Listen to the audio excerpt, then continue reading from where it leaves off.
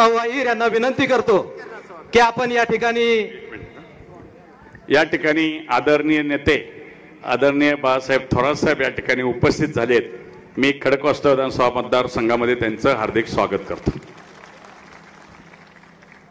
महाराष्ट्राचे अर्धदेव छत्रपती शिवरायांना अभिवादन करून तुम्हा आपल्या सर्वांचे नेते आदरणीय व्यासपीठावर उपस्थित असलेले शरदचंद्रजी पवार साहेब, मंचावर उपस्थित असलेले आदरणीय बाळासाहेब थोरातजी, अनिल देशमुखजी, तुम्हा आपल्या सर्वांचे लोकप्रिय उमेदवार आदरणीय सुप्रियाताई सुळेजी, माझे सहकारी मुकाटेजी, गजानन तरकुडे, संजय मांडेकरजी, इतर सर्व पक्षातले मान्यवर, विशेषतः राष्ट्रवादी काँग्रेस आपचे सर्व सन्मान्य पदाधिकारी, उपस्थित असलेले बंधू भगिनी बांधवांनो, तरुण सहकारी मित्रांनो, खरं तर ही निवडणूक ज्या अर्थी आपण लोकांसमोर जाण्याचं काम करत असताना एका बाजूला हुकुमशाही, दुसऱ्या बाजूला लोकशाही टिकवण्यासाठी मी आपण सर्वजण एकत्रित आलेलो आहोत।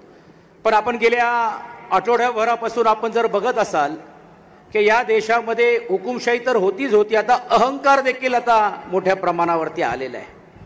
आणि जे 400 पारचा नारा देत होते त्यांचा आता 400चा पारचा नारा कुठे पार झालेला आहे हेच समजायला तयार नाही।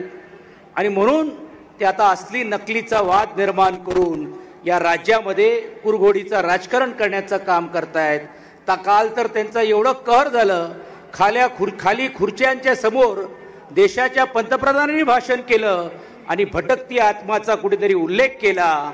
मला त्यांना सांगायचं आहे की या राज्यामध्ये प्रत्येकाच्या हृदयामध्ये आणि मनामनामध्ये जर कोण असेल तर या घटकाला आदरणीय शरदचंद्रजी पवार आणि आदरणीय उद्धव बाळासाहेब ठाकरे हे दोन्ही नेतृत्व आज सर्वांच्या मनामनामध्ये गेलेले आहे। ताई, मी आपल्याला सांगू इच्छितो, तुमचा विजय निश्चित आहे। आणि हे मी म्हणत नाही, आशिष शेलारच बोलले परवाच्या दिवशी, बोलले की नाही बोलले, कोणी ऐकलं की नाही? आता तेच जर एवढे संशोधककार, एवढा मोठा त्यांच्यातला प्रमुख नेता, मुंबईतला भारतीय जनता पार्टीचा अध्यक्ष, जर त्यांनी जर तुमच्याबद्दल जर शिक्कामोर्तब केला असेल तर मुंबईमध्ये कितीही टकाटक चालू द्या आणि इकडे कितीही खचाखच चालू द्या, तुमचा विजय हा झाल्याशिवाय राहणार नाही। या आत्मविश्वासाने आम्ही कामाला लागलेलो आहोत। आणि ताई, तुमच्या मागे तर आदरणीय आता उद्धव बाळासाहेब ठाकरे यांची ताकद आहे। ही ताकद काय सर्वसामान्य ताकद नाहीये। कोणाला काय फोन येतात, नाही होतात, एक बूथ मध्ये आमचा कार्यकर्ता ठेवा आणि सांगा आम्हाला फोन करायला, काही हरकत नाही। कारण आमचा कार्यकर्ता हा फाटलेला असेल, तळागाळातला असेल।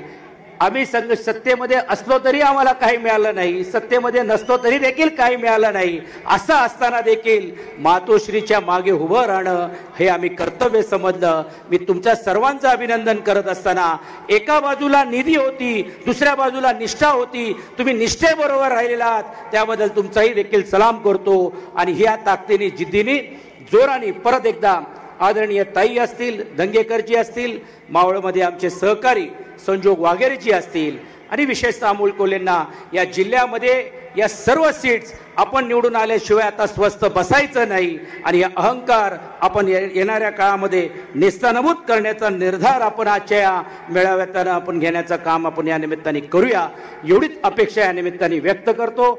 आदरणीय उद्धव बाळासाहेब ठाकरे काही क्षणामध्ये तिकडे येणार आहेत। हीच ताकद, हीच जोडी, ही कायमस्वरूपी पुढच्या राजकीय महाराष्ट्रातल्या राजकारणामध्ये समतेचा विचार, एकत्रित विचार करत असताना कुठच्याही प्रकारे अहंकार आणि कुठच्याही प्रकारे जर लोकशाही तोडण्याचं काम करत असेल तर आम्ही तुमच्या मागे उभे आहोत हे सांगण्याचं काम ती मंडळी करतायत। त्याबद्दल आपल्या सर्वांच्या वतीने या नेत्यांचाही देखील मनापासून मी आभार मानतो आणि थांबतो। धन्यवाद। जय हिंद, जय महाराष्ट्र।